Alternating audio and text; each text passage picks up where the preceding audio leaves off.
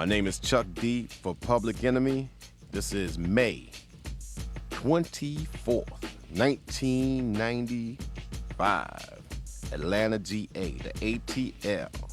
I produced, wrote, and also rapped on the song Fight the Power for the movie Do the Right Thing, which came out in 1989.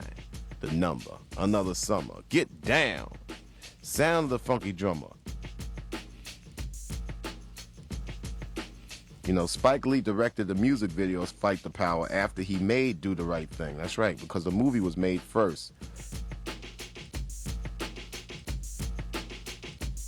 Spike made the music video to supplement the outcoming of the movie. Spike actually made two videos for Fight the Power. One was the one with the movie clips, which I like the best. But then again, I also like, the vibe that Spike put together when he just got Bed-Stuy Brooklyn, involved. And that was a feeling that I guess, could never be duplicated because when he put that set in this big stage, he created an environment that really wasn't familiar to a lot of places in areas of New York. So Spike's instructing us in the beginning on what to do on the stage, Flavor wearing all green, blue jeans jacket, and we're on the stage doing the performance part. That's Monty Ross and Spike also instructing the S1Ws to do their thing on the stage. As you see, the Fight the Power with the logo on the left side and the Malcolm on the right side and the Fight the Power at the top, that was a backdrop that we definitely wanted to take home or take on tour with us because it was the first time we had seen the logo blown up that big when we didn't do it on our own. So that was really around the first time that the logo had really become the symbol. And it was a symbol that meant more than one thing. He's also instructing myself and Professor Griff in the middle of the street scene. This is like Flavor using the bullhorn to go talking. Flavor really enjoyed having that bullhorn up to his face, up to his mouth, because, he's an outside character. He's, the type of person that's, his personality is always on the outside. So you giving him some power on his voice so he can actually talk to everybody every day. All day. Flavor just, relish in the moment. You see that clock on Flavor's chest? This person actually giving it to Flavor, it was actually a big wake-up clock, and it was oversized. I think it was made out of a wheel well or something, but I don't know what happened to it. I think Flavor dropped it or it got stolen or something.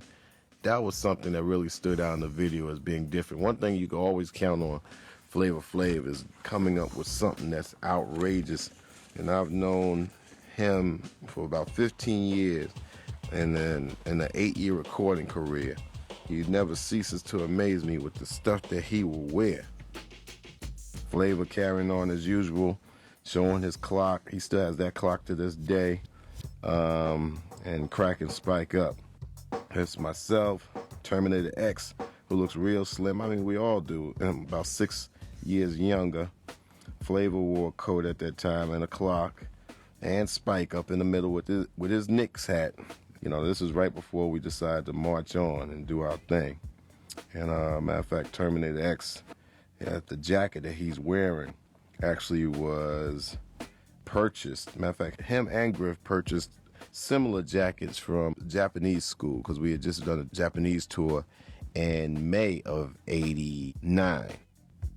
Spike had his brand new 40 Acres and a Mule jacket with the kente cloth sleeves and the leather sleeves, and he was just starting his merchandising company, and I was very happy to get one of those jackets.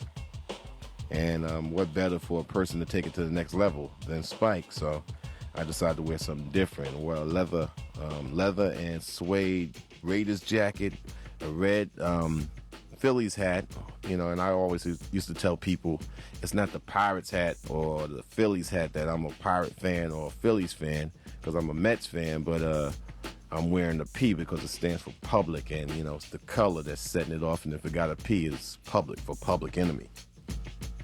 As we were walking, the thing that was tripping me out is that there was a car in front of us and the crowd was coming from behind us. So as the car moved forward, in front of us, everything was cool. But the problem is that when the car stopped, it was like a small row of cars. When the car stopped, being that I was in front of the line, I knew that I had maybe about 1,000 people or maybe about 2,000 people behind me. So I was hoping that I didn't get crushed and hemmed up with that car as it stopped at the light as I was doing those lyrics. So I was really like, a lot of times people see me looking down in the video.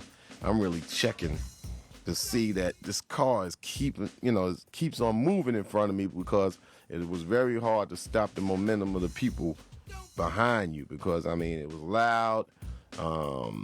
People was walking forward, and if the car never, had stopped for a long period of time, I'd have been hemmed up between the bumper and the crowd. Well, basically what I would have did is just jumped on top of the car if it all came down to that. So I remember that the most. But that's why if you see me looking down while I'm walking, I'm looking at the bumper of that car, looking out for my ass. So a tremendous crowd was behind us. Everybody wanted to, get their face shown, but also it was a feeling of pride and neighborhood strength and unity. And, I didn't know it was that many people behind me, but I guess occasionally you turn around, but, I go at 5'9", so I'm not going to look over everybody's head and see how many, how deep the crowd is. This scene was like actually shot in the beginning of the video when people had the big banner, and it was doing something similar to the civil rights marches that happened in D.C.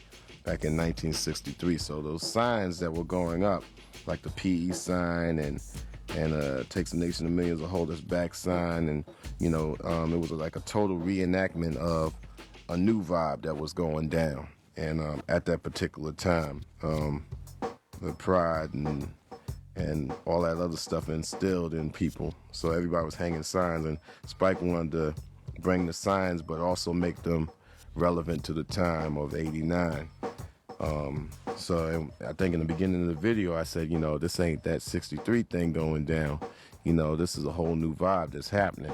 So in the beginning of the video I actually came out and said, well, I thought that March in '63, for passive times, that was needed. But in 1989, it's going down real deep.